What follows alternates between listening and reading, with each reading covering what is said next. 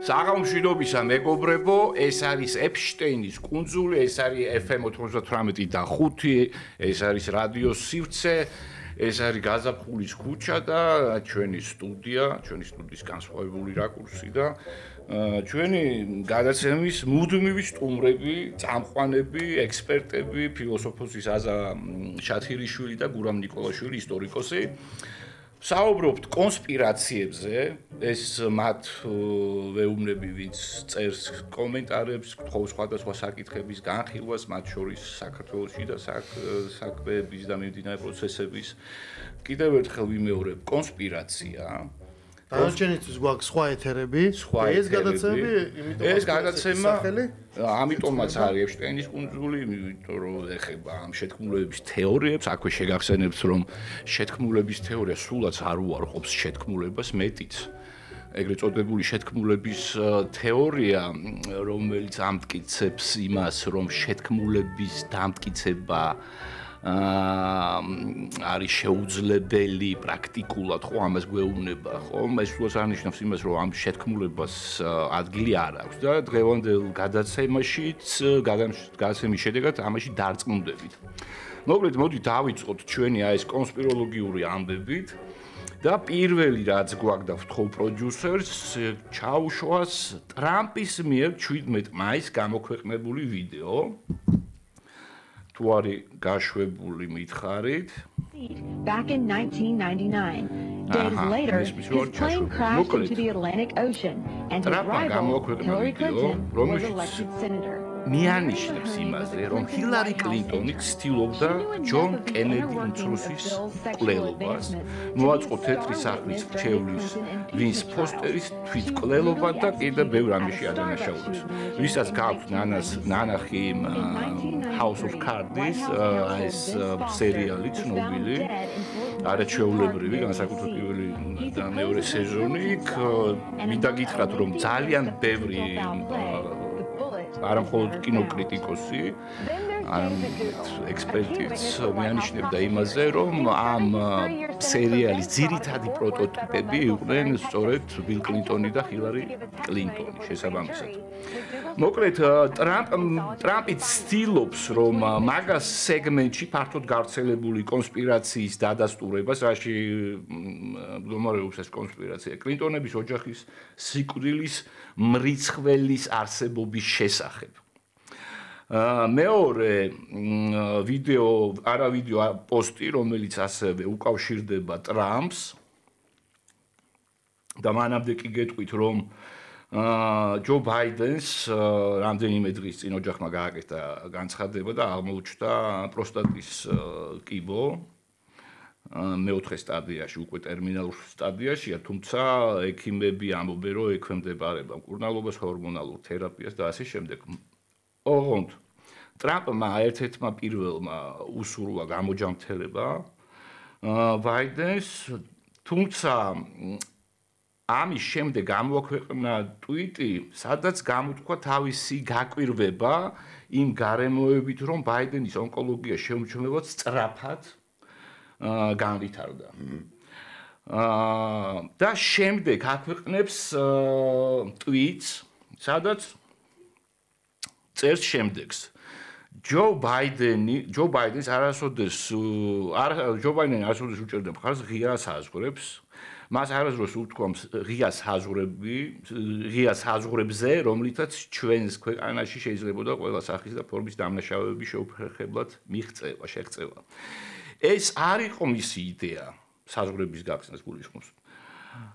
თითქმის ჩვენი ქვეყნის დანგრევა და ასობით მილიარდი დოლარის დახარჯვა დამნაშავეების გაძევებაზე და მთელი ამ პროცესის გავლაზე, რომელზეც ჩვენ ახლა ვცდებით. ეს იმათმა გააკეთეს, ვინც იცოდა, რომ ის კოგნიტურად უნაროა და ვინც მისი კალამის, ანუ ეგრეთ წოდებული ავტოფენ კონტროლს იტაცებდა. მათ მოიპარეს ამერიკის შეერთებული შტატების პრეზიდენტობა და ჩვენ უდიდეს საფრთხეში ჩაგვიგდეს. ეს არის სახელმწიფო ღალატის უმაღლესი დონე. მათ ეს გააკეთეს ჩვენი ქვეყნის გასანადგურებლად. ნამდვილი ჯო ბაიდენი არასოდეს დაუშვებდა ნარკომოვაჭრეებს ამ ბანდებს და მენტალურად არასტაბილური ადამიანების შემოსვლა ქვეყანაში საკმარისია მის ყოფილ განცხადებებს გადახედოთ. ამ მოღალატეებმა, ამ ნაძირლებმა რომლებსაც სურდათ ამერიკის განადგურება, მაგრამ ვერ შეძლეს ეს ვინაიდან მე გამოვედი, მე გავიმარჯვე და ბოლოს ამბობს რაღაც ძალიან სერიოზული უნდა მოხდეს. ნუ და კვლავ ეს Make America Great Again და ასე შემდეგ ამით ამთავრებს თავის პოსტს. ანუ აქ კონსპირაცია რა არის? მისამართი რა არის? Deep State-ი ეს ამალა, რომელიც ბაიდენის ირგვლივ არის, კლინტონების ოჯახი, რომელიც პირდაპირ არის ერთ-ერთი სიმბოლოა Deep State-ის და მათ შორის გარკვეული ინფორმაცია არის, რომ კლინტონების ოჯახს ჰქონდა ზუსტად საკმაოდ ძლიერი გავლენა ბაიდენზე, ამაში კონკურენციას უწევდა ობამას კლანი. მოკლედ, აი ეს სამი ტვიტი პრინციპში ერთმანეთს აი ესე ძალიან ლოგიკურად უკავშირდება და ის გაფრთხილება, რომ რაღაც სერიოზული მოხდება, მიანიშნებს იმაზე, რომ გარკვეულ, ნუ ძალიან მოკლე ხანში მე ისე ვარაუდობ, შეიძლება ჩვენ ვნახოთ უკვე განხორციელებული რეპრესიები ზოგიერთი წარმომადგენლის მისამართით. მე ხარ არ ვიცი ამ რა ფორმებს მიიღებს, მაგრამ ამას უნდა ველოდოთ. და აქვე ამ თემას უკავშირდება მასკის ვიდეო, გთხოვთ. USAID and the comments that Bill Gates made the other day, which and I know that you called him. Yeah, he's a huge liar. I know you've said that already. I wondered. Also, and I'm just. Who does Bill Gates think he is to make comments about the welfare of children, given that he frequented Jeffrey Epstein? Okay, well. დახედავთ რეაქციას დარბაზის, ანუ ეს არის ონლაინ კონფერენცია და წამყვანი ეკითხება მასკს იმის შესახებ, თუ რას ფიქრობს ის USA-თან დაკავშირებით. Bill Gates-ი ახსენა და როგორც კი ახსენა Bill Gates-ი მასკი აფეთქდა და ამბობს, რა წარმოდგენა აქვს Bill Gates საკუთარ თავზე. რა ბავშვების კეთილდღეობაზე საუბრობს? იმის გათვალისწინებით, რომ ის ძალიან ახლოს იყო ჯეფრი ეპშტეინთან. მე არ მინდა, რომ ეს ტიპი ჩემს ბავშვზე ზრუნავდეს. ეს არის მასკის რეაქცია Bill Gates-ის მისამართით, რომელიც ასევე ამერიკის შეერთებულ შტატებში განსაკუთრებით მაგას სეგმენტში არის ასოცირებული Deep State-თან. წარმოადგენს ერთ-ერთ ღერს ამ სიბოროტის და ის რომ მასკი არის ერთ-ერთი გმირი აი ამ სიუჟეტის და საერთოდ მე ვთვლი რომ დღევანდელი დღის და ჩვენი გადაცემის ერთ-ერთი მთავარი გმირია მასკი, ამაში დარწმუნდებით აი სხვა ტვიტების ციტირებას როცა მოვახდენ.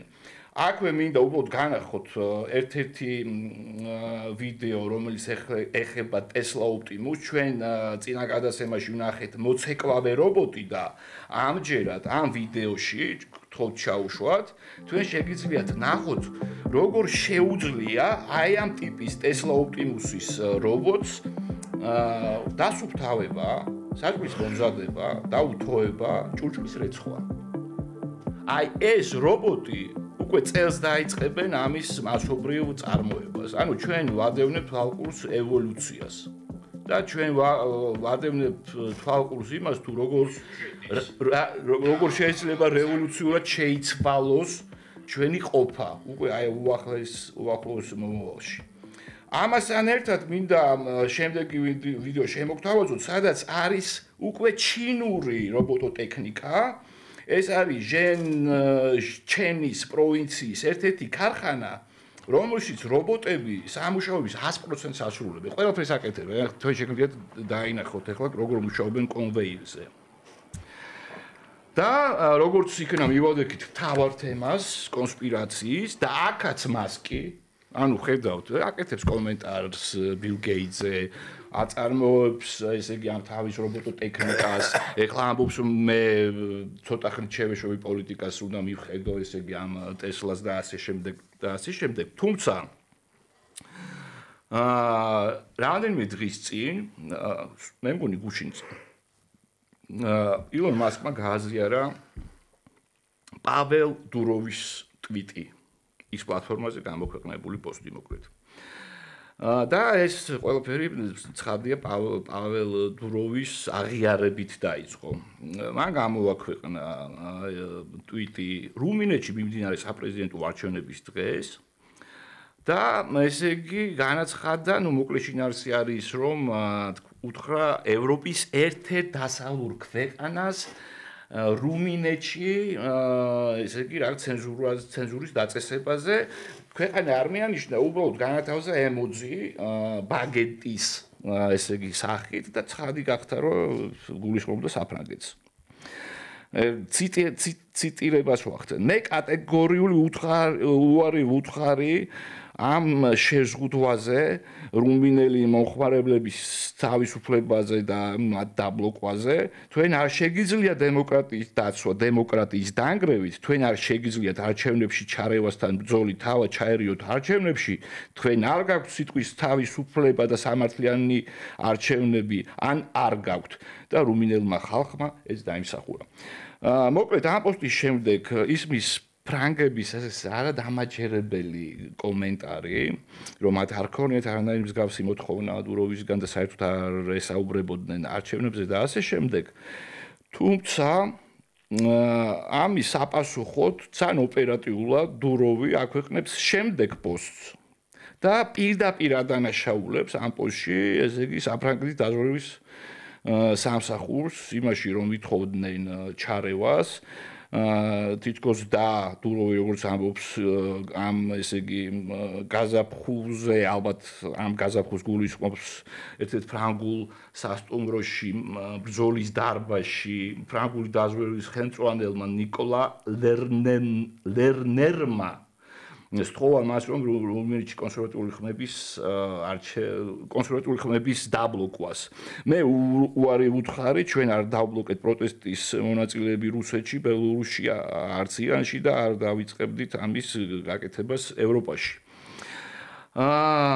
მაგრამ ამ ყველაფრის შემდეგ უკვე საკუთარ ტვიტში ამ ყველაფერს ეხმიანება ტრამპის საგანგებო დავალებათა სპეციალური წარმომადგენელი რიჩარდ გრენელი შეგვიძლია ვანახოთ ეს ტვიტი რომელშიც მხარდაჭერას უცხადებდა დუროვს და წერს შემდეგს მადლობა პაվել თქვენი სიმამაცე აღმართოვანებელია აი ესეთი აღთოვანებით წერდა გრენელი დუროვის აი ამ აღიარების შესახებ. და მხოლოდ ამის შემდეგ, აი ეს ძალიან არადამაჯერებელი კანდიდატი ეს ჩემი შტაბ-ბიჭდილება სიმიონი, რომელმაც ერთი დღით ადრე საკუთარი მარცხი აღიარა და ოპონენტსაც მიულოცა გამარჯვება არჩევნებში, აქვეყნებს ტვიტს რომელში მოუწოდებს ხელისუფლებას არჩევნების შედეგების გაუქმებისკენ. ოფიციალურად ხო რუმინეთის საკონსტიტუციო სასამართლოს გაუქმო საპრეზიდენტო არჩევნებს, სწორედ ამ მიზეზით გაუქმდა დეკემბრის არჩევნები და მოკლედ მთელი ეს ამბავი. რაც უკავშირდება ამ რუმინეთის არჩევნებს. ახლა მოდით მივყვეთ ამ ამბებს და პირველი მე გამოვთქვი ვარაუდი რომ ადრე თუ გვიან დაიწყება შეტევა deep state-ის წინააღმდეგ. რამდენად იზიარებთ ამ ვარაუდს და რა შეგიძლია თქვა საერთოდ ამასთან დაკავშირებით? მოდი ზაზე შენი დავიწყოთ. deep state-ზე შეტევა თუ deep state-ის პასუხი შეტევაზე რომელიც დაწყებულია. მოდი deep state-ის პასუხი. რა პასუხი აქვს deep state-ს? deep state-ის პასუხი არის აი რაც რუმინეთში მოხდა. რუმინეთში? ანუ თუ მივემხრობით იმ პოზიციას და მე მგონია რომ ლოგიკურად deep state-ი უნდა გავიაზროთ როგორც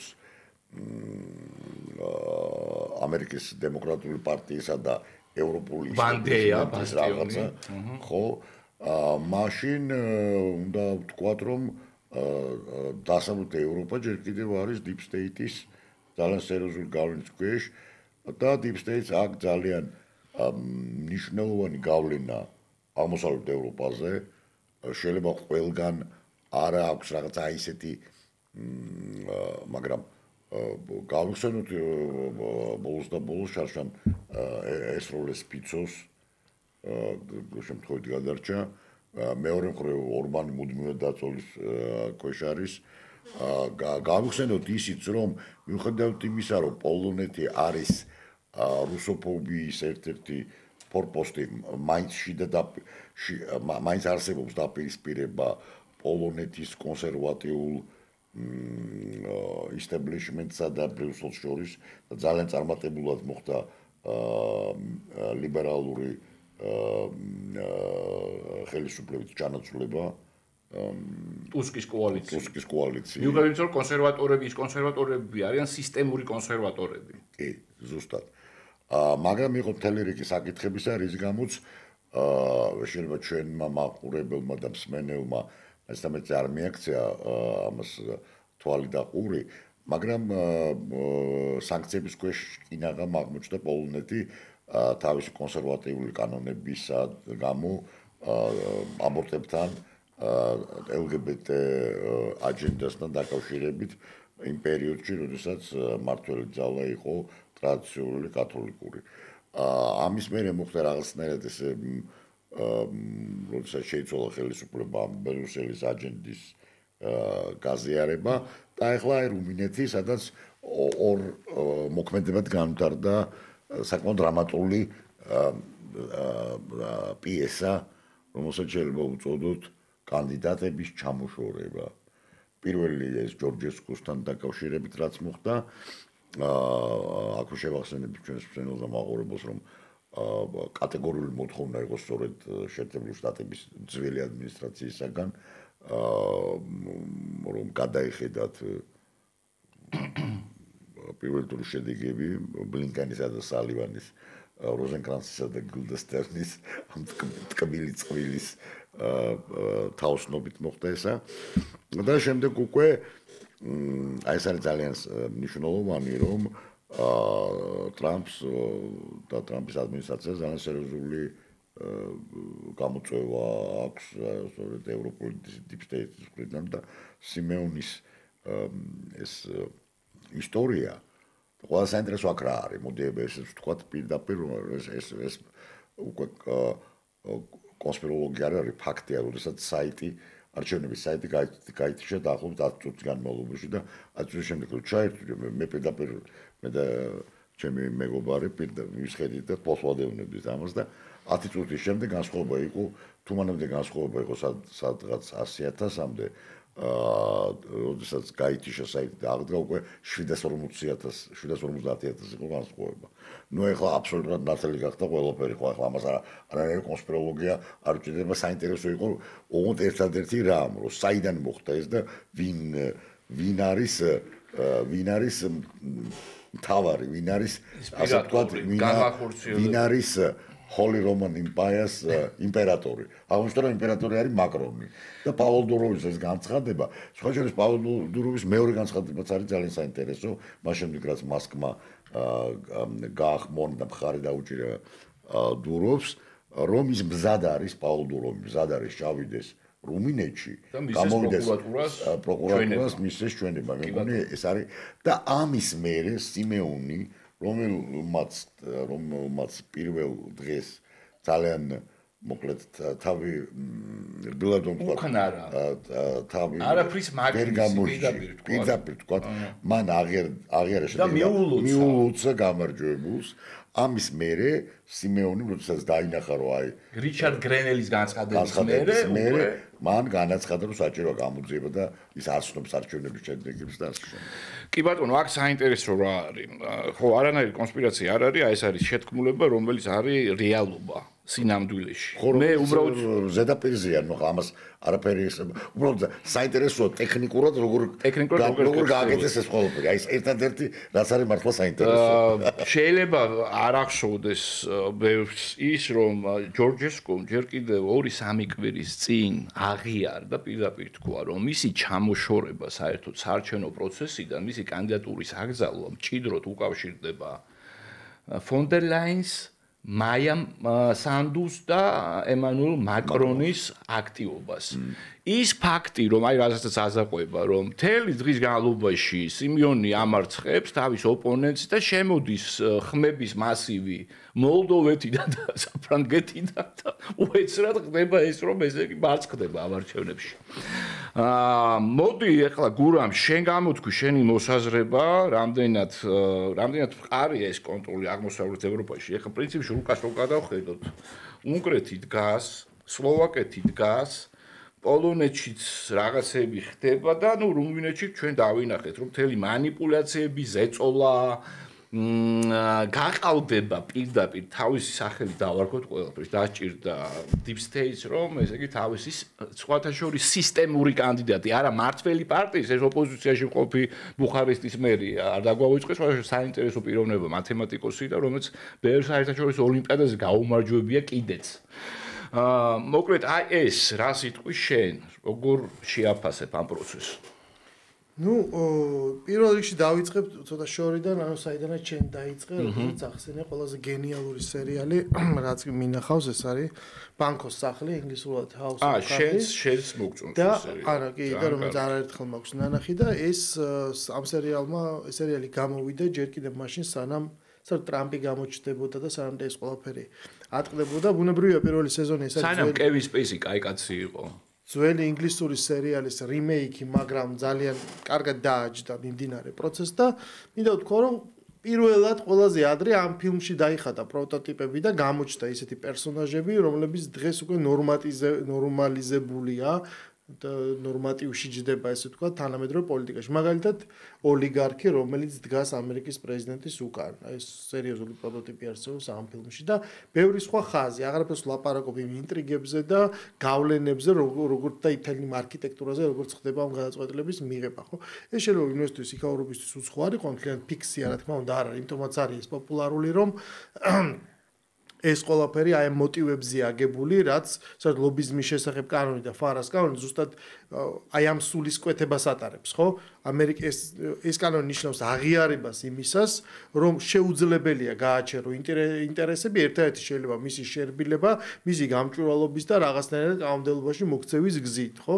ეს არის ერთგვარი პოლიტიკური ალკაპონე, რომელსაც ვერაფერს ვერ უშვები, რადგანაც ვერ ბრალდე, ანუ ვერ ზღუდავ მის გავლენებს, ერთადერთი შეიძლება სხვა კანონი მოიგონო, რომ შემდეგ გადასახადების არ გადახდაზე დაიჭირო, ხო, სხვანაირად ალ კაპონეს და კოზა ნოსტრას განეიტრალება ამერიკაში ვერ მოხდა. ხო, ეს არის აღიარება დემოკრატიის სერიოზული ხარვეზის, რომელიც სხვანაირად არ ხდება და ჩანსაკ. ამიტომაც როგორც კი შემდეგ ობამას პერიოდში დაიწყო ეს მით მოძრაობა, პირველი, ერთ-ერთი უპირველესი და მთავარი, ალბათ ყველაზე დიდი ზიანი მიიღო კევინ სპეისიმ, რამაც გამოიწყო ამ სერიალის შეწყვეტა, შემდგომი ძალიან საინტერესო განვითარებების გაჩერება და ამ ადამიანს ბოლოს ახლა სასამართლოს მოიგო კომპენსაციას დააკისრეს, მაგრამ გავიდა მასობაში 10 წელი და ეხლა ეს ყველა არავის აღარ აინტერესებს. ბუნებრივია.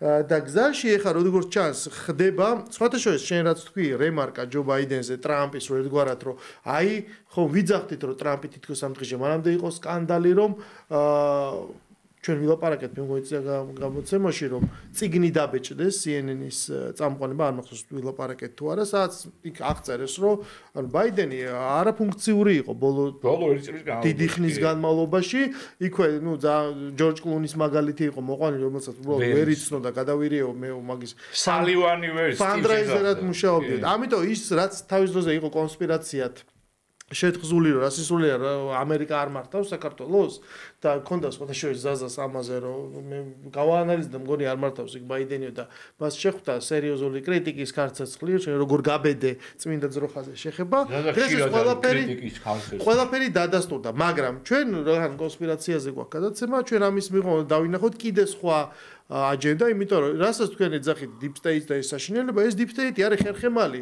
სხვა შორის ყველა ქვეყნის და უბრალოდ ჩვენი deep state გვჭირდება, ის არის ამერიკული deep state და ამერიკის ინტერესებს ემსახურება.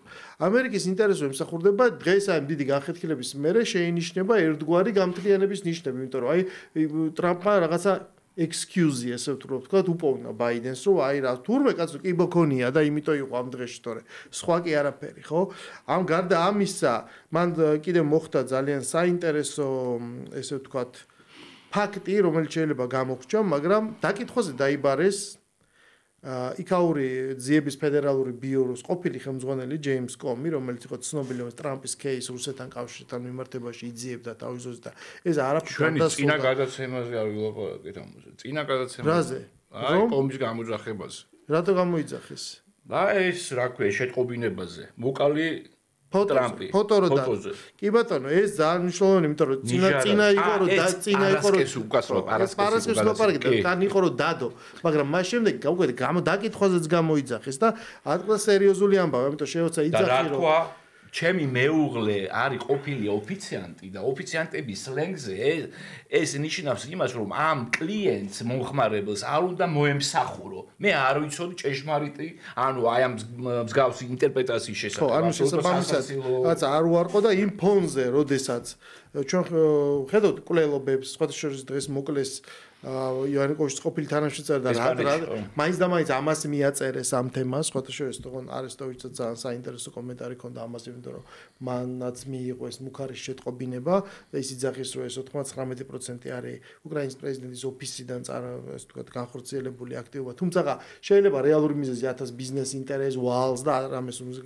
უკავშირდებოდეს ლიბერალურმა მოდიამ ცხადია ეს სასწრაფოდ დააკავშირა იმას, რომ აი ნახეთ, ოპონენტს თუმე შუა მადრიდში როგორ უსწორდებიან და საქართველოშიც გამოეხმაურნენ ამას, რომ შეხედეთ ეხლა რა მოხდება, აი ეს ბოლო ელის ყველას და ანუ ეს ღია მუხარა და ამ ტიპის დამოკრებები, ზოგი კონსპირაციულად, ზოგი თავს იმართებს და უკან იხებს თუ ზოგი არა, ამ ყველაფერს რა თქმა უნდა თან ახლავს. რაც მთავარია ეს იმიტომ ვახსენე რომ იგივე ხდება დურავთან დაკავშირებითაც, იმიტომ რომ რომელიც ცდილობს ეს ტელეგრამი ერთგვარად დაიცვას, მაგრამ აღმოჩნდა რომ თურმე რუსები როგორ ზეწოლასაც ახორციელებენ. მსგავსი დამოკიდებულება მიიღო საფრანგეთიდანაც, თითქოს სხვა მიზეზით დაუკითხესო და საბოლოო ჯამში მათ ჭირდებოდათ ეს ზეგავლენა, რაც ბუნებრივია ამ პოლიტიკური ბრძოლის ველს. ამ შემთხვევაში რუმინეთის სახით ცხადია რომ ფრონტის ხაზა დაგწევს. მაგრამ დიდი ალბათობით გავლებული არის ერთგვარი ხაზი. გავლებული არის ხაზი დაპირისპირების, ცდილობენ რომ ამერიკაში შეცვლილი ადმინისტრაციის პირობებში აი ეს რაღაც ევროპულმა ძალებმა უკრაინა, რომელიც პრაქტიკულად ხელი აქვს მოწერილი იმაზე, რომ რასაც იღებს დირექტივას, იმას აკეთებს ამ შემთხვევაში ომის თვალსაზრისით და ტრამპი გადმოქაჩონ მის მხარეს, რომელიც უნდა გააჩერონ სხვადასხვა მოთაფლით, ძირითადად მას მოუწყეს ეგრეთ წოდებული რაღაცა არაბული ღამეები და იქ უამრავი ძვირფასი საჩუქრის საშუალებით რაღაცა გააჩერეს ამ ფრონტის ხაზს მიღმა, ანუ კორდონს მიღმა, რა ქვეყნების დარჩება, იქ რა თქმა უნდა ამ ზეწოლას ვერ გაუძლებს. გააჩერეს ჯორჯესკო, რომელიც იყო სერიოზული კანდიდატი, მე მოვიდა რაღაცა ჩინური ჯორჯესკო, რომელსაც თავის ძროზე ნათქვამი აქვს ის, რომ არ ვიცი ეხა ბრწყელია თუ არა დედამიწაო და მეგონი ამაზე ექსპერტებმა უნდა ილაპარაკონ და ანუ ამ ტიპის კანდიდატიც კი გახდა სერიოზული გამოწვევა წარმოიდგინეთ, რომ ძალიან პატარა უპირატესობით და იქ აი ამ ზეწოლების შემთხვევაში წააგო, ხო, ანუ უბრალოდ შემთხვევითმა ადამიანმა, რომელთაც ჩაანაცვლეს ძირითადი კანდიდატი, ანუ რეალურად წარმოიდგინეთ გავლენის ზონა, მაგრამ აქ არის უბრალოდ ბევრმა არის ეს ძალიან ჩაღრმავებული უნდა იყო ამ თემაში.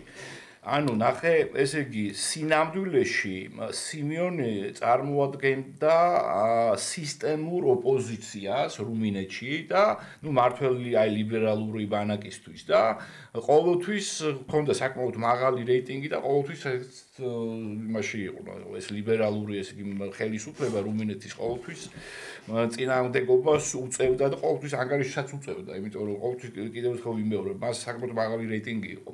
ჯორჯესკუ სწორედ რომ იყო შემთხვევითი კანდიდატი, აბსოლუტურად მარგინალური ნიშური, რომლის რეიტინგი შეადგენდა 2%-ს.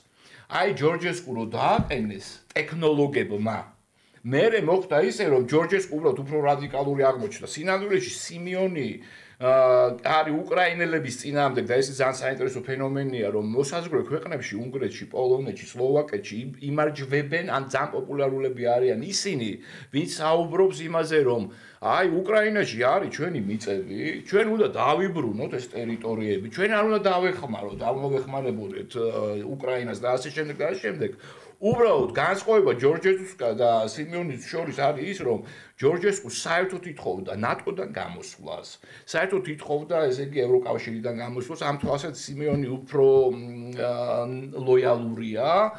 უბრალოდ სიმიონის ახასიათებს ასევე რუსოფობია, რაც ჯორჯესკუს ნაკლებად ახასიათებდა და მოხდა ესეთი რამ, რომ ესე იგი მოხდა ჯორჯესკუ და ისევ სიმეონი გახდა ფავორიტი, ისევ და მისი რეიტინგი სხვათა შორის პირველ ტურში აღემატებოდა ჯორჯესკუს რეიტინგს 7%-ით, მაგრამ აი ესეთი კოლიზია მოხდა. ეს ორი კანდიდატი გაერთიანდა. ჩვენ როდესაც უმაქნისობაზე საუბრობთ, ლაპარაკობთ სიმეონის მე პირველივე დღეს, ანუ არჩევნების დღეს უყურებ ვიდეოს.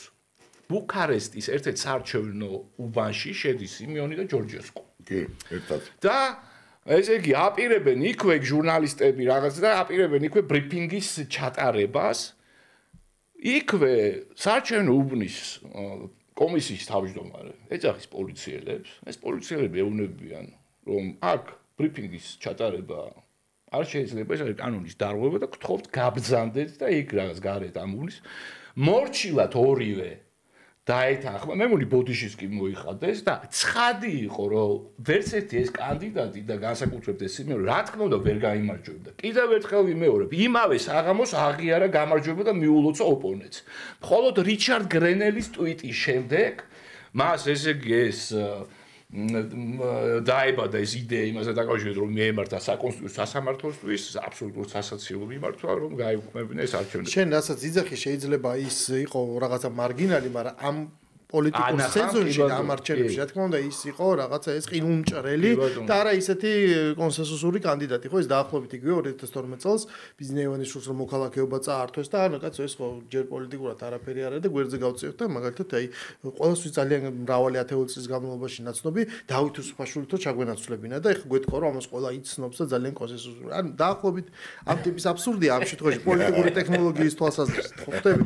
მაგრამ ეხლა სად მივდივარ, იცი რომ აქ გადის ზღვარი. ამიტომ ჩემი აზრით ის ქვეყნები, რომლებიც ეს ფრონტის ხაზით ცხადია, რომ თვალხილული გახდა მას შემდეგ რაც რუსეთმა დაიწყო ომი, იმიტომ რომ ამ ომში გამოჩნდა დასავლეთის აბსოლუტური უნარობა, რომ დაუპირისპირდეს, რა ქვია, და შეაკავოს რუსეთი, ანუ ამ ომმა დაარღვია ის ძველი სამყარო და ის წესრიგი, რომელიც ცივი ომის შემდგომ პერიოდში იყო ჩამოყალიბებული და შესაბამისად, აი ამ გავლებულმა ხაზმა უბრალოდ ყველა ქვეყნები გაყო და ეს გაყოფა თუ ჯერჯერობით ბუნდოვანია, ხვალდაზე კიდევ უფრო ნათელი გახდება. ამიტომ რაც ვიძახი, რომ რუმინეთში იქნება თუ სად იქნება, ეს ყველაფერი ცხადია, რომ ისინი არ დათმობენ აი ამ გავლენას და ალბათ ერთ-ერთი ბოლო ბასტიონი იქნება უნგრეთი, რომელიც შეეცდება, რომ ამ დიქტატს გაუძლოს, მაგრამ ამის შანსებიც სავარაუდოდ ნაკლები იქნება. შესაბამისად, მთელი ამ სიტუაციის, ესე ვთქვათ, კონვერტირება საბოლოო ჯამში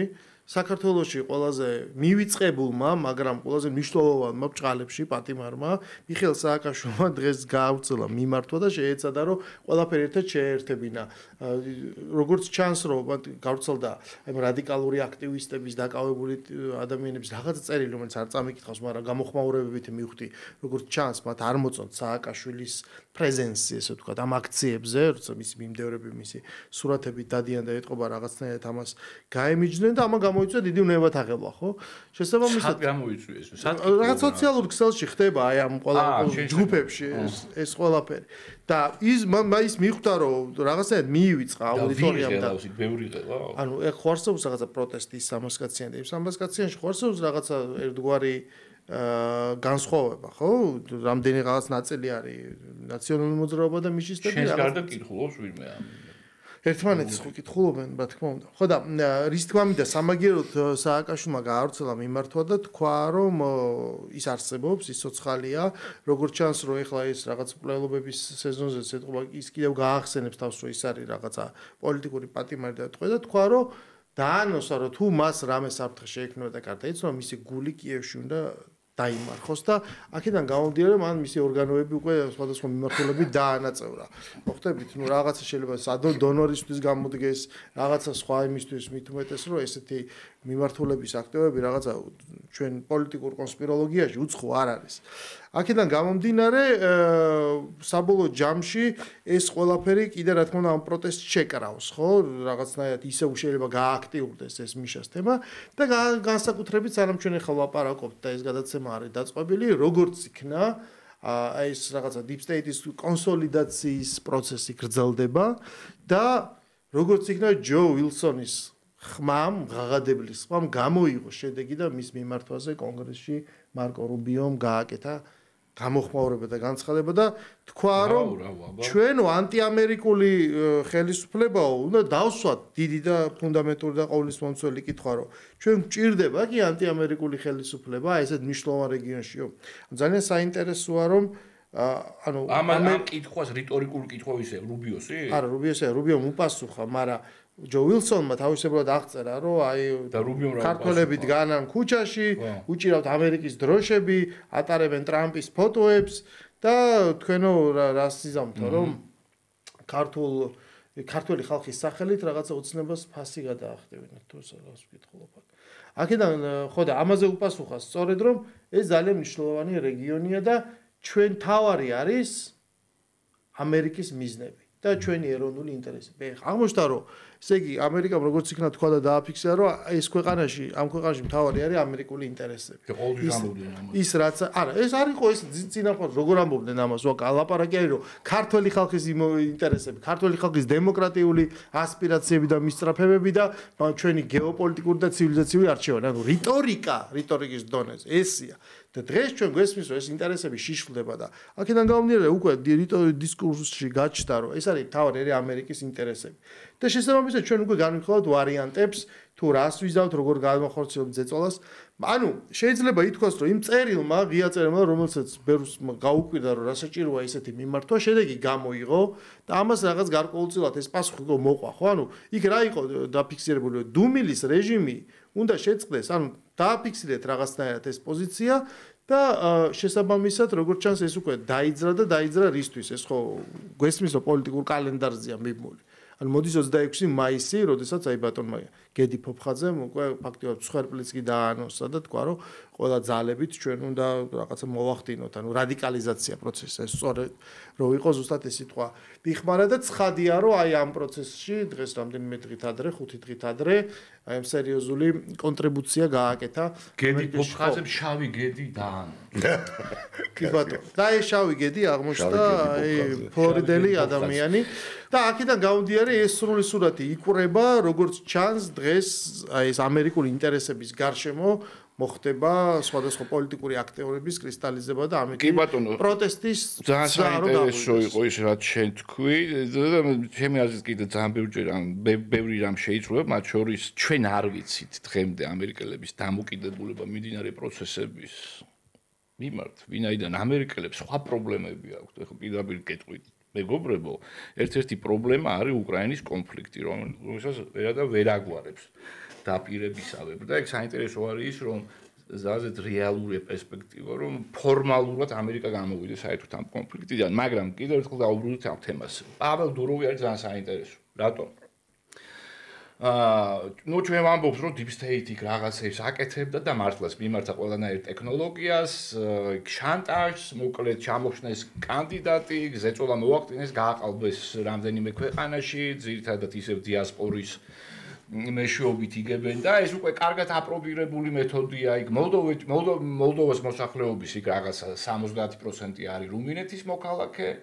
მოკლედ ეს მოლდოვას მოსახლეობის მეშვეობით აძლევენ ხმებს ესე იგი აი ამ იმას რა ქვია სამთავრობო კანდიდატებს ამით манипуლირებენ მაგრამ ეს არის ტექნოლოგია რომელიც აქ deep states ეხლა რა ტექნოლოგია და მე ვფიქრობ რომ აქაც არის შეთანხმებული ორკესტრირებული კამპანია ნახეთ პაվել დუროვი აქვეყნებს პოსტს არა ტელეგრამში არამედ X პლატფორმაზე ილონ მასკთან ილონ მასკი აზიარებს ამ შეტყობინებას და მხარს უჭერს შემდეგ როდესაც ფრანგები რაღაცა იმას პასუხად რაღაცა გავგებენ რაღაცა გასწეს ის კვლავ უკვე ბევრად უფრო კატეგორიული ხდება და პირდაპირ ადანაშაულებს დაზვერვას და მაკრონს აქვე ჩდება გრენელი და ნახეთ ახლა რა ხდება.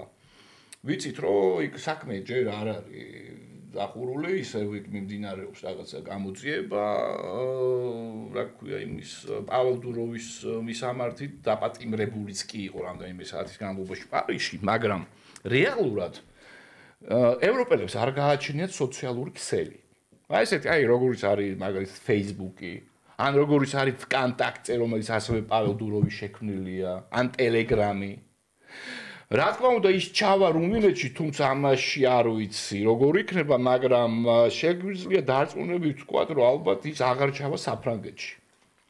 და ალბათ ეს შეთანხმებული კამპანია, რომელსაც უპირისპირდება დღევანდელი ამერიკული ადმინისტრაცია, ანუ Deep State ევროპელების სახით და ეს უამრავი კომენტარია სხვადასხვა ჩინოსნების მხრიდან, რომ იდევნებიან გერმანიაში მემარჯვენეები, იდევნებიან სხვადასხვა ევროპის ქვეყნებში, სხვათა შორის პოლონეთში ჩატარდა იმ დღეს არჩევნები და პორტუგალიაშიც მნიშვნელოვნად გაიზარდა ხო ეს პირველად მოხდა კი ბატონო ძალიან დიდი ხნის განმავლობაში ლიბერალების სრული ჰეგემონია შეარყიეს კონსერვატორებმა კი პირველად მოხდა მართლა და პორტუგალიაში სულ ეს იყო ესე იგი ან მემარცხენე ძალები ან ლიბერალები და ის ნაციონალ პოპულისტებს რო ეძახიან ისინი ანუ ჩვენ რას კონსერვატორებს ეძახით ეს არამხოლოდ აღმოსავლეთ მთელ ევროპაში ხდება თანდათან ამ გაძლიერება ამდენად მე რატომ ვამბობ ამ ყველაფერს აქ არის რუსეთის ყურებით და ამ თვალსაზრისით ამერიკელები და რუსები მე მგონი ერთად თამაშობენ ევროპის ანუ ლიბერალური deep state-ის წინააღმდეგ. ახლა მინდა ისევ შევეხო თემას რომელიც კონსპირაციას უკავშირდება გურამა კითხვა ეს ძალიან მოკლედ მართალია, მაგრამ აი ჰილარი კლინტონი, აი ეს მკვლელობების სერია, რომელიც სხვათა შორის ამ სერიალში არის ასახული, ხო? ეს ძალიან სწორი შენიშვნაა, ეს ცინიკური ტიპი, რომელიც ასე ესეთი ხო არის ეგეთი უარყოფითი ქარიზმა, ეს კევინ სპეისის პერსონაჟი სწორედ ამას იწვევდა, ხო? აკვნიდა ამ გრავიტაციას და ესეც ძალიან სწორია რომ სწორედ ამ სერიალის პოპულარობის გამო დაატყდა თავს ეს უბედურება და მართლაც დაკარგა ეს 10 წელი რა მიხვდებით რომ გენიალური მსახიობია ეს ამ რეპუტაციას უზიანს ვერ აღარდეს ვერანაირად არსებობს ეს მართლაც ეხლა ძალიან ბევრი ჟურნალისტი დარბის და იქ Deep State-ს ეკითხება ვინ არის Deep State ხან დეპუტატებს ხან ვიღაცებს ანუ მათთვის ეს იგი ძალიან რთული იმდენად აბსტრაქტული, იმდენად მეტაფიზიკურია მათთვის, რომ რთულია იდენტიფიკაცია.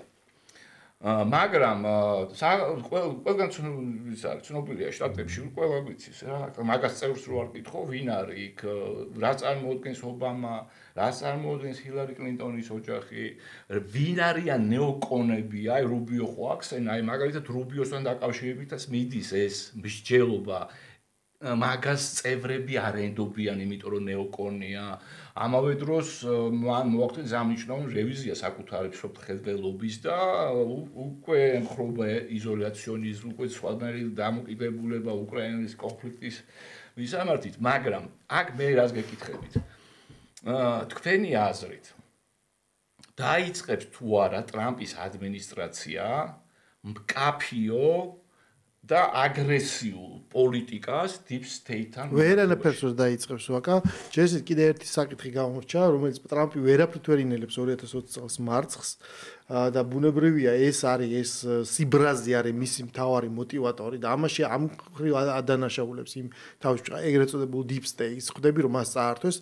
ახალი ამბავი რაც ამოვიდა არის ის რომ COVID ლაპარაკია იმაზე რომ COVID-ის დროს დიდმა კომპანიებმა ვაქცინის ტესტირების პროცესი გაზარდეს და ამითი შეანელეს ვაქცინის მიწოდება და შესაბამისად დამძიმდა ვითარება და ერთ-ერთი დიდი წვლილი ტრამპის მარცხში სწორედ COVID-ის იმიტომ რომ გაიყონენ რაღაც ვაქსერებად და ანტივაქსერებად და შესაბამისად ტრამპი რა პოზიციაზე აღმოჩნდა ერთ-ერთი რაღაც ნაწილი მის მარცხში ხო იქ ხო რამდენიმე პროცენტია ლაპარაკი მათ შორის მიუძღვის ამ COVID-ის პანდემიასაც ხვდებით და ეხლა რო აღმოჩნდა რომ მიდის ლაპარაკი იმაზე ეს ხომ არ არის ხელოვნურად ხომ არ იყო ეს გაკეთებული სწორედ იმის რომ ტრამპისთვის მიეყენებინათ ზიანი და ბუნებრივია ისეთი ეჭვიანი ადამიანი როგორც დონალდ ტრამპია ცხადია რომ აქ ყველგან ხედავს აი ამ ნიშნებს ხო ბუნებრივია და მას მიაჩნია რომ რაღაც ხონერად ჩვენ ის ერთადერთი ხელ ვნახეთ ბედნიერი როცა ქონდა არაბული ვოიაჟი მაგრამ ეს ამერიკული ინტერესები ეს ყველაფერი ერთია ხვდებით ეს არის ამერიკა რომელიც აწყობილი არის აი ამ საწყისებზე და უბრალოდ შიგნით მიდის კონკურენცია ვის მეტი გავლენა ექნება თორემ პრინციპი ამისი არ შეიძლება ცხადია რომ ჩვენ ვნახეთ ძალიან თვალნათლივ აი დღეს 5.5 მილიონის აგროვებას ცდილობენ ევროპაში რადიო თავისუფლება გადარჩეს და ეს რადიო თავისუფლება პირველი წერს იმას, რომ აი რუბიომ საქართველოზე კომენტარი გააკეთა. ხვდებით? ანუ აქ არის ლაპარაკი გადარჩენაზე. ერთის მხრივ ისინი თითქოს ამ ინსტრუმენტებს ხურავენ, მაგრამ უკვე დაიწყო, ხო, საქართველოს ანალიტიკურ წრეებში ლაპარაკი ერთად ბრენდინგზე, რომ შეუძლებელი ამერიკამ რაზეც არ უნდა თქვა უარი შეიძლება მოძველებულ ინსტრუმენტებზე. ხო, ძველი აბრამსების ნაცვლად მოვა ახალი აბრამსები, ახალი პატრიოტები. შესაბამისად მოხდება რაღაც ერთგვარი რებრენდინგის პროცესი. ამიტომ ეს არის გარდაუვალი, ის აუცილებლად მოექცევა ტრამპი აი ამ ესე ვთქვათ არქიტექტურაში, რასაც ქვია რაღაც ამერიკული ინტერესი და ბუნებრივია რომ ეს ჩვენთანაც იქნება რაღაცნაირად საგრძნობი, ხო? და ის საკითხი რომ ჩვენ სად ვართ გეოპოლიტიკურად სად ვიმყოფებით და რა საფრთხე გვემუქრება, ის მუდმივად აქტუალური იქნება და კიდე არაერთხელ შევეხებთ. ზაზა, აქვე შევახსენებ, რომ ფაუჩი არის ჭირო დაკავშირებული ბილ გეიტსთან. ბილ გეიტსი აფინანსებდა და ინვესტირებას აქტენდა ბევრ ლაბორატორიაში. და ბილ გეიტსმა თქვა რომ თელქონებას ქველმოქმედებაში დაყავჭავს სამაგიეროდ. კი ბატონო, ეს კოვიდთან დაკავშირებით. ზაზა, როგორ ფიქრობ, დაუპირისპირდება თუ არა გურამს ეჭვიში აქ? დაუპირისპირდება თუ არა ტრამპი დიპ სტეიტს? მე მგონი უნდა განვასხვაოთ ორი რაღაც ერთი მეორისგან. შეერთებული შტატები შიგნით და შეერთებული შტატები გარეთ. თუ აქამდე ესე იყო, რომ სხვადასხვა ეს თვითონ კარგად გააზრებული, შიგნით იყო რესპუბლიკა, გარეთ იყო იმპერია. ანუ ყოველთვის ეგრე იყო, კი. ესე ფუნქციონირებდა. რაც შეეხება ოჯახებს. ალბათ ეს მაინც გარეშე მაყურებლისათვის იყო ცოტათი შეიძლება ან უცნობი, ან ისე კარგად არ ყო. ემპირიულად ამერიკაში ყოველთვის ესე იყო. აი მაგალითად რას გულისხმობ რა იყო ოჯახების აი მაგალითად აი ერთ კონკრეტული მაგალითი ხო ორჯერ მომიწია ხანგრძლივად ამერიკაში ყოფნა პირველად 2060 წლებში ბერკლის უნივერსიტეტში, შემდეგ 2008 წლის განმავლობაში მთელი წელი ფულბრაიტის სტიპენდიით ჩიკაგოს უნივერსიტეტში. და ნუ ჩემთვის ნახე რაც ახლა აქედან ესე არ ჩანს სპეციალურ ახლა ან ამერიკანის უნდა იყო 20 წელზე მეტი ხნის განმავლობაში ჩიკაგოს მართავდა ერთი ოჯახი რეილის ოჯახი და დაახლოებით ეს იგი თან იქ საინტერესო მომენტია ჩიკაგოს ადგილობრივი ტელევიზია სადაც მოდი ორი წუთი დაგვრჩა. ხო, მოკლედ ეს მართლობა აი ეს ტიპის მესებით ყოფდი ოჯახური ოლიგარქიულ დემოკრატია. ეს ყოველთვის იყო დამახასიათებელი ამერიკის უბრალოდ ნეოკონებმა გააკეთეს ისე რომ სადღაც 90-იანი წლებიდან, როდესაც საბჭოთა კავშირი დაინგრა, აი ეს მისიონერული მოღვაწეობა, დემოკრატიის აგრესიული გავრცელება გახდა ძალიან თვალნათლივი, თორემ აი სისტემა დომინანტური სტრატეგია ესეთი იყო ყოველთვის. კი. გეთანხმები აბსოლუტურად მეტი ჯონ გელბრეიტი ყოველთვის ამბობდა რომ ამერიკა არსებით არის ელიტარული დემოკრატია. დღეს უკვე არის ოლიგარქიული დემოკრატია. დღეს საუბარი არის უკვე მონარქიის გამყარებაზე. კი ბატონო, არის ის მოსაზრებაც რომ ვენსის მოდელი, რასაც ის ფიქრობს, ანუ კონფედერალიზაცია, ეს რაღაცნაირად ეხმიანება მის აი კათოლიკურ იდეას წმინდა რომის იმპერიის აღდგენის შესახებ, ოღონდ ესე იგი კონფედერაციის და თუ ესეა მაშინ იმარჯვებს აი სიღრმისეული არა დიპ სტეიტი, არამედ სიღრმის ამერიკა სამოქალაქო ომში რაც დამარცხდა კონფედერაციის სამხრეთელები. კი ბატონო.